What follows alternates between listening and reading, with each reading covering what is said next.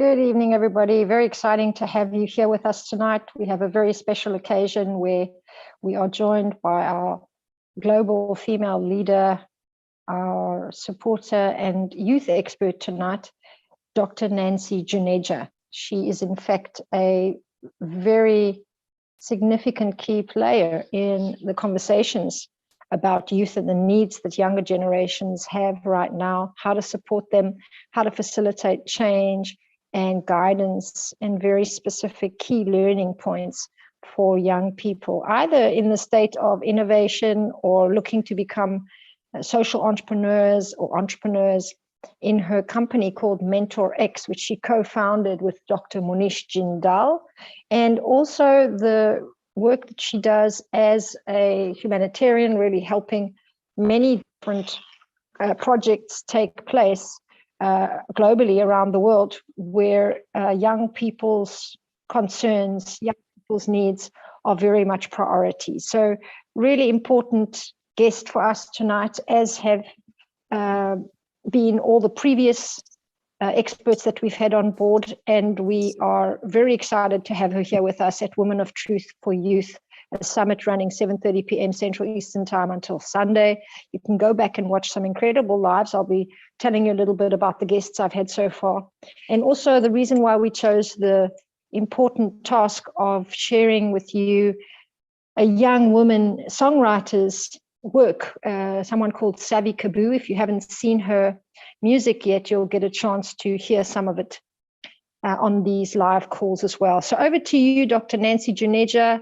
Very, very important conversation tonight, and the stage is yours to share your wisdom and your words with us about the importance of youth and issues that youth are facing. For people that don't know your work, I want them to know that you're the global chairperson at Mentor X, a company that really supports the mentoring of young minds. And I've seen some of those projects unfold, some of the webinars you're doing, and it's very exemplary, beautiful work that I really get the sense that you are passionate about youth and their needs. And this is why we wanted you to share some of what you think is important for them now. And I also know you as a TEDx speaker at Women's Economic Forum, someone who's traveled the globe and done really important synergistic conversations with people about your work and about the importance of putting youth as a priority. And we also have had great collaborations with panels of speakers.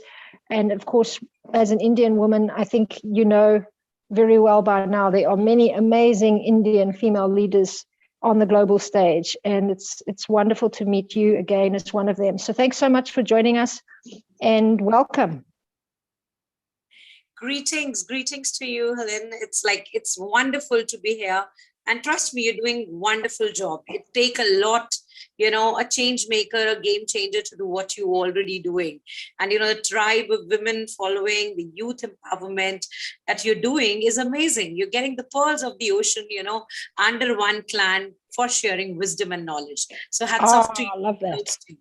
Yeah. Yes, fantastic. The pearls of the ocean under one group. That's very, very nice to hear that feedback. Thanks so much. I've been feeling very humbled these days because I actually got sick with COVID and I had to decide if I was going to manage these projects or not.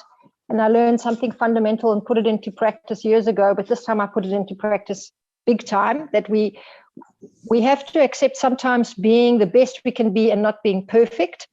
And this was the case with the summit. So we pulled together some amazing guests and we carry on, because in this climate, I think this agility and flexibility of managing all these things that are creating uncertainty around us is very important. And I certainly had my chance to do that. And I'm so glad that we could still proceed and put this on. So it's been very important conversations for us about the needs of young people, future generations, that came out of a real concern of seeing the statistics of suicide increasing. I just found out today as well that there are very significant changes happening in young women's lives, specifically when it comes to abuse. So young women, teenage years, and just entering tertiary education, abuse statistics have increased for that population. So tell us, you're nodding your head, is it like this on the Indian spectrum, or is it also globally that you've noticed that change with the work you're doing? Yes, surely. So, today, while I'm representing your forum, I'm not representing just as an Indian. It is like being a global citizen, because A trust global me, female as leader. you Yes. yeah, so as you have seen, very well put together the profile and all. I feel the designations, the profile come by the quality work we're doing, and when Yes. we're doing it, like we're doing transformation and youth empowerment, and that to global scale. So the work speaks for itself, and that is Mhm. why probably since 2 decades, me, my co-founder, and the entire mentors in MentorX Rev Up Life Skills Unit are doing this cause. That is how we are sticking to youth empowerment. Youth are our nation builders. They have the spark in them that can ignite anything. They are the biggest resource of our economy. But what we have seen since 2 years, as you very well mentioned, we all were living in set parameters. We never questioned our being. We were just doing professionally and personally what we were accustomed to do. Right. But 2 years changed it all. What we have witnessed in this 2 years is something will be remembered in the history. The life lessons that we have learned, especially for the youth, be it kids, teens, adults, each one of us, at some or the other level, we have been affected, isn't it? Be it Yes. physically, emotionally, somehow professionally, economy wise. Every now and then, there is something that had to bridge the gap between where we are and where we want to be. But this time, gave us the time to reflect back what was important, what is the need of not just the hour, but what really matters in life. Are the things we are running after really important or not? So, it gave us the question is, are we gearing up for that education for the youth or not? So, the whole perspective have been changed. Mm. Earlier, while in our session, when we were, gearing up from our campus to corporate, we used to talk about life skills. We used to talk about just as hard skills and soft skills, whatever is needed for professional acumen, or probably the soft skills. But now, being a life skills coach, it is termed as a new age life skills for Gen Next. We're talking about 21st century life skills. We're talking about what youth need, not just for the number game, but for being there in life, coping with the challenges the life is throwing on them.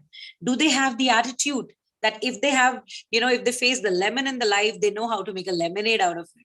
Do they have in them to judge what is right and wrong, irrespective, unbiased of the outside factors? That is what is required.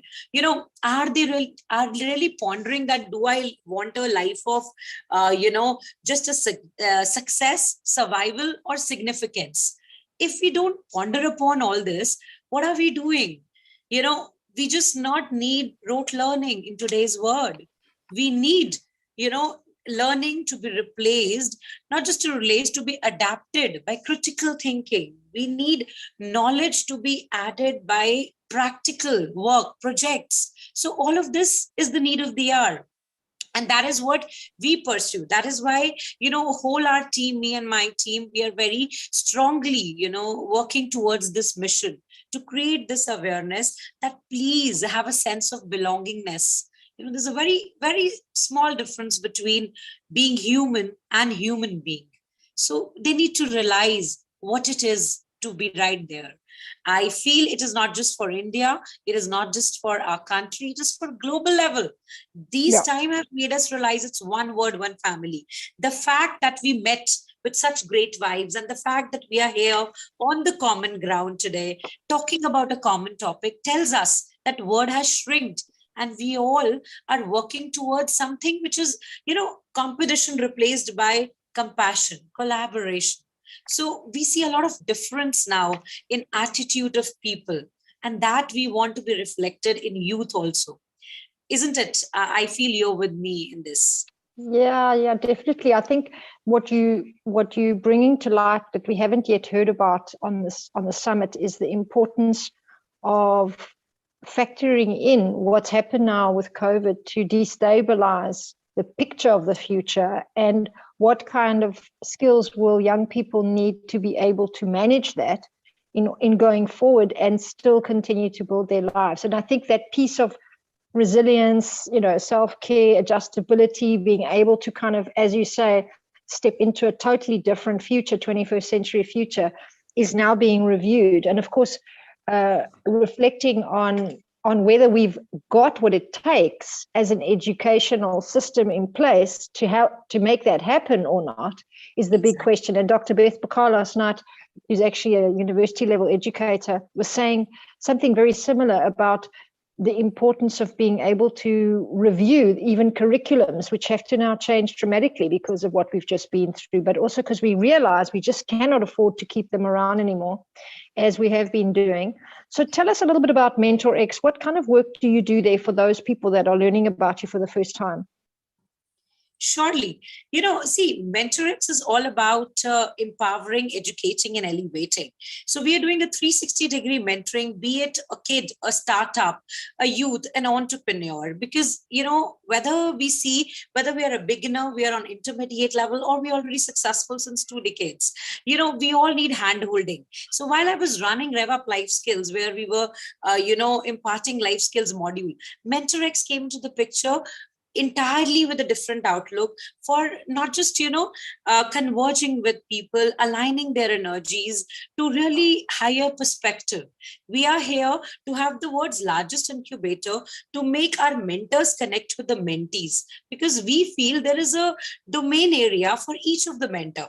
I am a life skills mentor, but I can take many of the sessions like others. But surely, there is a niche for everyone. Similarly, we feel there is a sun, for everyone. Opportunities are there for everyone to grab. So why not working together? So that's a framework. MentorX offers a framework for mentors all across the world. We are presently operating in around 60 to 65 countries with our country heads going really strong, where mentors are open to come and share their acumen. They're working under their umbrella for whatever their expertise in, and they're coming to render their services, their knowledge. Because trust me, what we believe is by holding, no one is in just a win-win situation, but by sharing their knowledge, they surely are. So the more they share their knowledge, the more they, create success stories together. Because once we are mentoring a startup, it is not just me, it is not just you. I has been replaced by we today. So we all mentors come together to give them the 360-degree mentoring in any domain area, be it pharmaceuticals, education, IT, artificial intelligence, robotics, design thinking, much more. So whatever comes away, and we try to just give them the best mentoring so that, it is like, again, getting everything under one roof, which was not in our era. We never remember the time when we were just a mail away or a tweet away from our mentor. But now, mentors are the torch bearers. Not just this 2 years, the whole era has been changed. You can talk to your mentor with so much ease. And that is what we're felicitating in MentorX. With MentorX School of Learning, we are having the modules, which is imparted in schools, education institute. Not just this, we're doing startup boot camps, the investors, and each and everything, be it setting their placement cell, e-cell. So it is like not just, making a module and taking them training in them. It is like A to Z, getting them placed, hand-holding as an entrepreneur, and so on and so forth. Yes, so it's really, as you keep saying, a 360-degree, full spectrum level of support, deeper understanding of what their needs are and helping them meet those needs, whether it be entrepreneurial or career-based planning, or really just supporting a young person to develop. Because I think we are living in a time where mentoring is so much more available. It's so much more accepted that we have people that can give us guidance in life, and they can support our development in a way that optimizes it. I think anyone watching who wants a solution or a tip out of this conversation for now is to consider how you might be able to find a mentor for your child. If you know they are struggling, even more so, and if you know there are questions about the future, or you see there's uncertainty, it's certainly something that can really support that. So think about what kind of person would give good support for your child. Look at different organizations. MentorX is one that could inspire you. There are many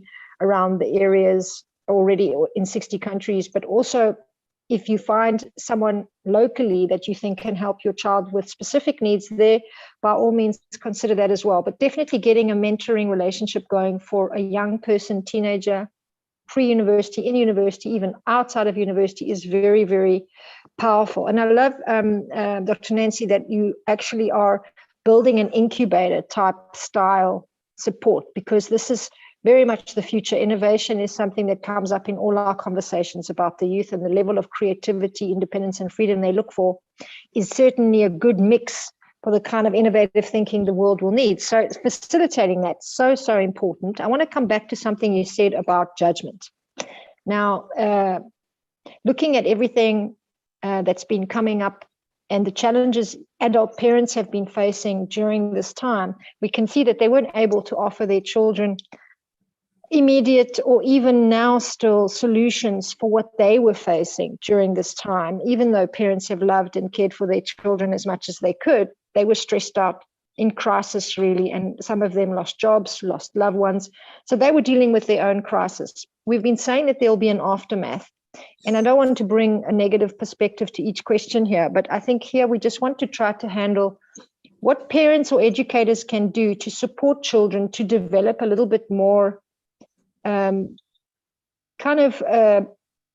resilience or stamina to cope with what's been happening, and to begin to position them again with a bit more support. We've said mentoring is one solution, but when you speak about judgment, I think this is a very important point that came up again last night about discernment.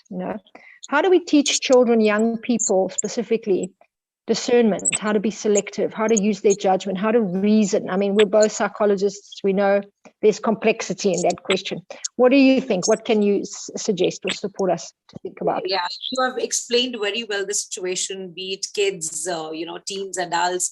Everyone is facing somehow or the other some challenges in this period. We have seen the mood swings, we have seen the tantrums, we have seen how they are, getting from the mode of winning to just surviving also at times. So, there are many of the things that as a mentor, as a parent, we can do, being the parent of two kids and being a mentor to many since almost 2 decades. I will say from both of the angles, it's always a golden triangle. So when we talk about a child psyche, we talk about the child, we talk about the parent, and we talk about the educator, the mentor, the schooling, the education institution they are based out with. So it is all the three triangle which has to work in consensus with each other to bring out the best out of the child, so that the child come out with flying colors. Trust me, be it of any age, rather more, definitely they need our attention in the tender age, from the formative years. We definitely can, try out a lot of things, a lot of strategies, because they listen to us. But once they approach toward teens, it is totally different. So I'll take both the cases here, as you asked, for the viewers who are watching us and who will be catching up to this video later. So, when you are a parent of a kid or so, and it is adolescent age, it is formative years, you can mold them accordingly. So definitely the children, the kids observe you more than they listen to you, first of all. So whenever we are discussing what you told, that what we can do, the strategies, my strategies normally not just work for children, it work more for the parents. I tell parents to adapt to the changes first, to see what they want to seek in the children persona. They have to have in themselves first. So, it's always being the watchdog of your action. If you are addicted to technology 24/7, be it an educator, be it a parent, in front of the child, we cannot tell them to limit it up. We really can't tell them. And trust me, in this era of glass rooms, the classroom is just gone. So all these glass rooms, what are we doing? It is a digital body language, because it has been replaced by the power of touch, power of hug. Everything has been replaced. So it's the emotions, the spark that they see from the eye contact, the smile. So it is so important till the time we go back to the classroom culture, the blackboard, the whiteboard culture, which definitely can't be replaced at all. Still, we feel that the emotions should never fade away. So we need to make the child feel special, be it of any age. When I say child, be it kids, teen, adults, everyone wants acknowledgement. Everyone wants appreciation. It works like a magic wand for them. So be it you're a parent, be it you're an educator, you need to applaud them for their efforts. You need to appreciate them now and then for their work so that they feel empowered. Today, trust me, the reward and the punishment theory won't work, the age-old theory, because we are facing so much. The children are being affected by the outside factors. There's so many mood swings. The socializing has been less. So, everything they are seeking in their parent or their educator, in their mentor, the compassion, the silly talks, the informal talks, everything they seek out to their parents. And when we see both the ends, even the parents are pressurized, because we know the jobs have been affected, the economy has been affected. It's a work from home culture. So it has to be two ways. But for the children, we can't explain them, so we expect first from the parents to be compassionate, to give them time, to acknowledge them, and to make certain rules and stick to them first. If we say after 8, no technology, it's a family dinner time. So it is a family dinner time. We need to stick to it, and then we can only imbibe by them. And as we proceed to teens, this is really getting very, I'll say I'm empathetic towards it, because once you are teens, in today's world, teens is not 13 years. I mean, we are living in an advanced culture where we see a 10-year not as a preteen, they're having the same issues as a teenage. And we face that 5 A's, you will see attitude, aggressiveness, aloneness, you will see all of this in them.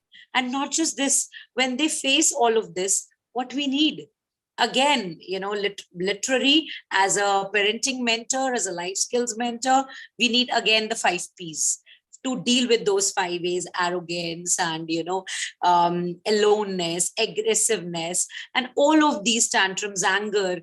To deal with them, again, we need these 5 P's. And what are these?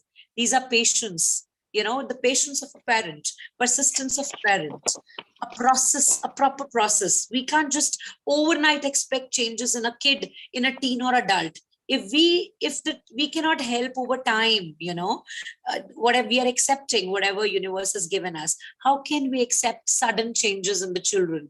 So, there are many strategies we have to follow in them also. We need to have that friendship culture and no communication gap between a teen and a parent. So all of these things matter a lot. And there are many strategies towards it. We can surely work over it, whenever we have time, because we do a lot of practices, like to mention a few, a reflection table. When we tell the kids to see if they were angry, did they respond or react? How did they do in that situation? If they get a chance to undo that situation, what they will do it. So, that's a reflection table when they're introspecting. Then there is action plan. They need to do your POA. They need to mention things to do, things to done. So there's simple life skills, art of gratitude, maintaining a vision board, maintaining a journal. All of these collective, they mold them to be what they want to be, the resilience, Beautiful. power, all of these. There's so many, and it depends upon many the moving situation. parts. Yes, so it's not just one thing or one thing you tell your child. I mean, you say so clearly, and I think it's so important to keep saying this, is that children copy what you do. They don't listen to what you say, especially if you're the parent.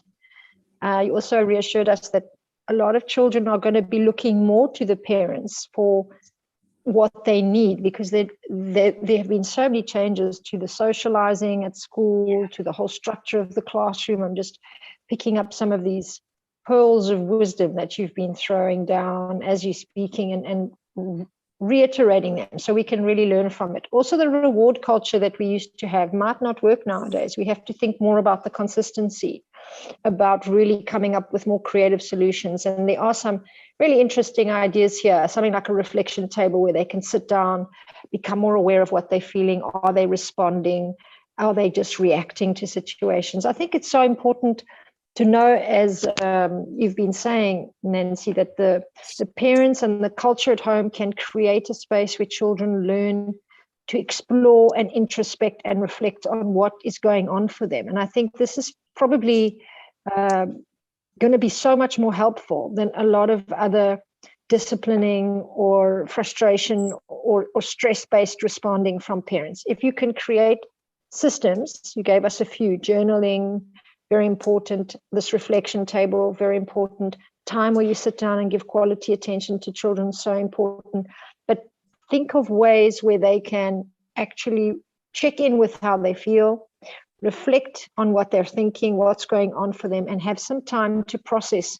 So many of these things that have been going on need time to be processed. So very helpful. And I think now, as we come to the close of this discussion, I wanted to just suggest that our listeners tune in for what you would say is the biggest challenge you think youth are facing right now, and one suggestion on where they could focus to help them meet or manage that challenge. It may not be the total solution for us here, for all. I mean, so much is dynamically changing, but certainly a place to look, a place to put one's energy and to consider. Because I think as we've listened to our speakers, we've seen on different conversations, we've been looking very much at the role parents and educators can play in the lives of young people, even though they look like they don't need us and they don't agree with our pre-generational culture. There is a lot that can be done to just support them to be able to think in a new way right now. So what do you think is the hardest thing for them to do? And what could we as educators, adults, support them in? Surely, that's a lovely question to close today's discussion. I feel to send the message to all our youth from your forum, I feel the hardest thing is that if I see our time, my childhood was totally different. I never had me, the parents or society expecting from me when I was 5 years old or when I was 10 years old, or even when I was 15 years old. I was just wondering what to do and I didn't have any pressure. But now, if we don't say that there's no pressure on the teens, the hardest thing is there is much of the things.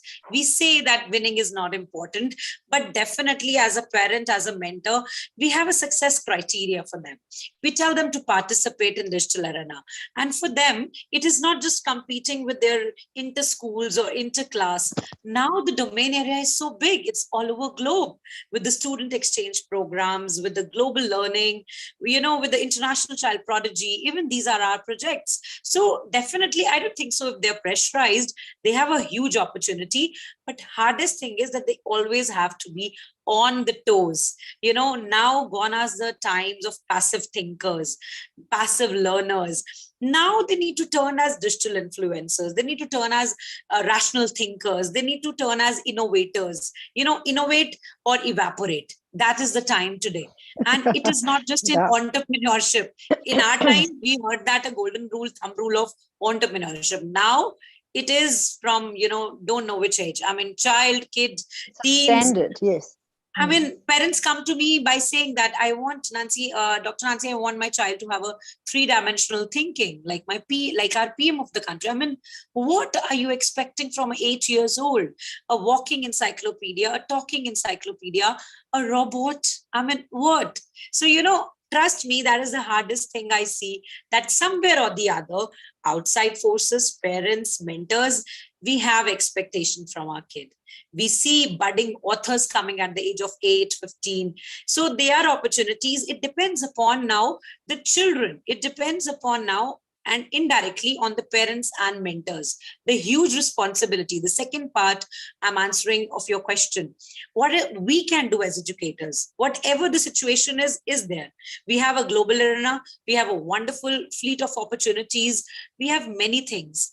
But now it depends upon parents and mentors to not let feel that, to youth that you're pressurized of performing. There is, it's just performance oriented atmosphere.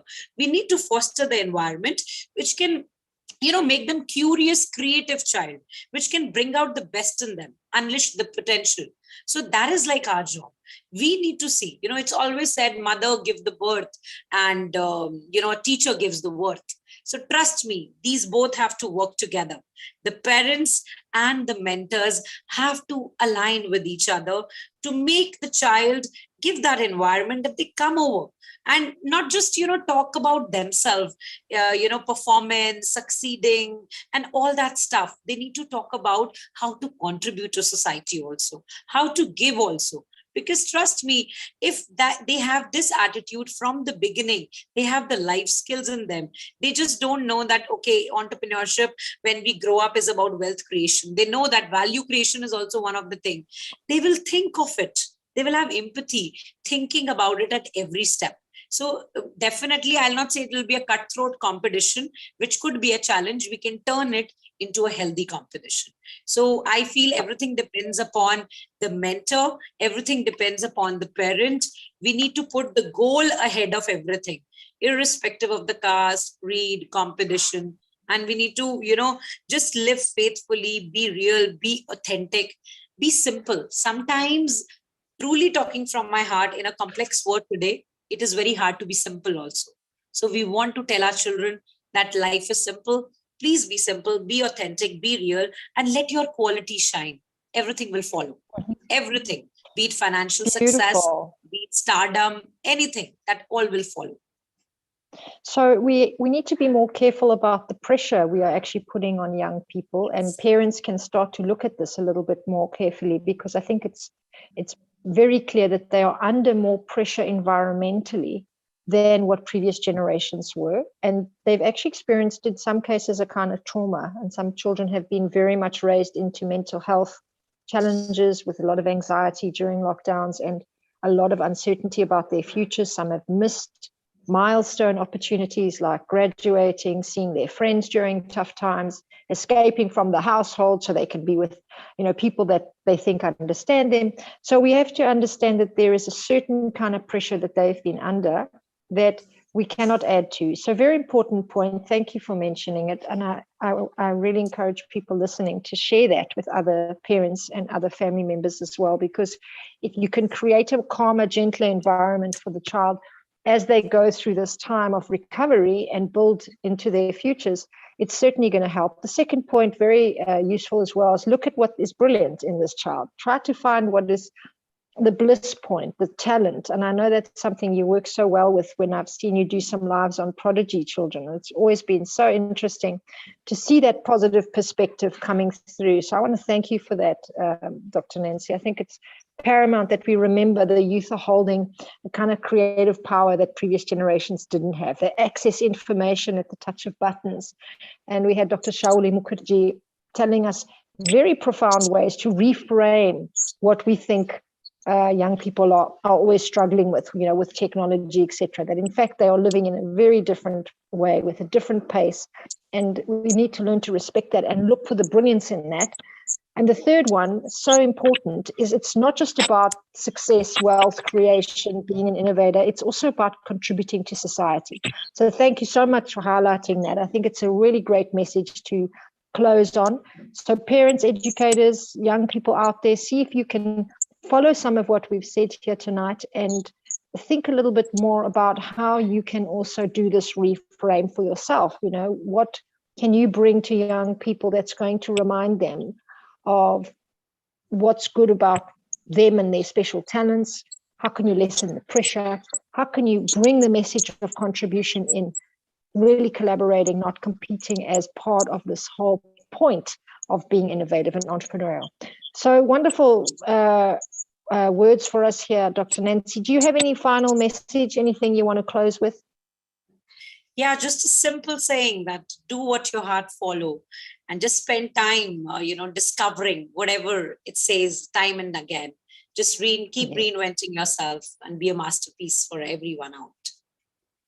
Fantastic. And that message also about keeping it simple, that's, I think, something that can help us so much at this time when it's become so complicated. So try to also become this person that follows your heart and really keep growing in this potential. And I thank you again for giving some of your time to us for this wonderful summit, and looking forward to meeting your co-founder tomorrow, Dr. Manish Jindal, who will join us and discuss. And then for those of you interested to watch the young people talk about what's going on, we have Savika Bu, our musical songwriter who's an MC rapper actually on the call Saturday. So you'll listen to more of her music there, where we'll actually share with you how young people can learn to process a lot of their emotions through the creative process. And this is why we included Savi Kabu as an example of, true genius that can come when we turn our pain into a purpose, the message from Amber Leon.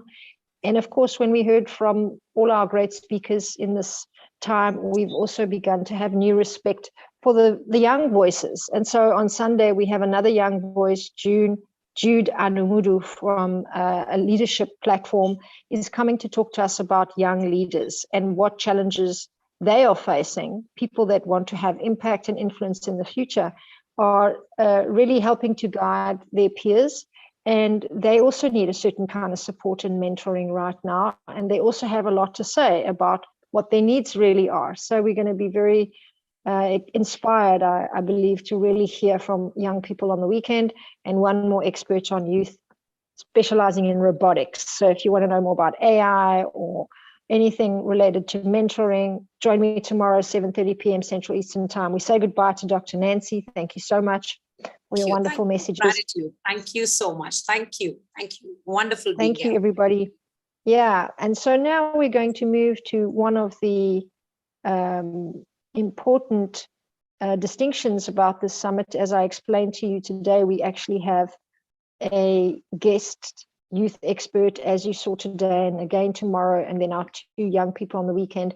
And we've had the Young Women of Truth experts who are revolutionizing the future of women health share a video message.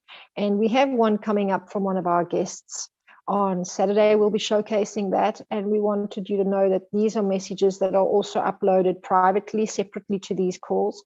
So if you wanted to go and send those to one of the women, we had a very important one about how young women can prepare their physical, emotional, and mental health related challenges by having certain kinds of awareness and certain kind of support as they travel in their life, especially if they're ambitious or they're looking to succeed in high pressured or stressful environments, from Clarissa Christensen, who talked about aging gracefully and the importance of hormonal balance, which is a very important message for young women to understand earlier on because of their arrival at some point into menopause, which is another very challenging time.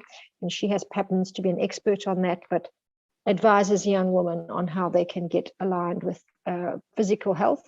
And then we also had a message from Dr. Tatiana Trashkova, a conscious physician working on conscious healing processes, how to tune in to this intuitive voice.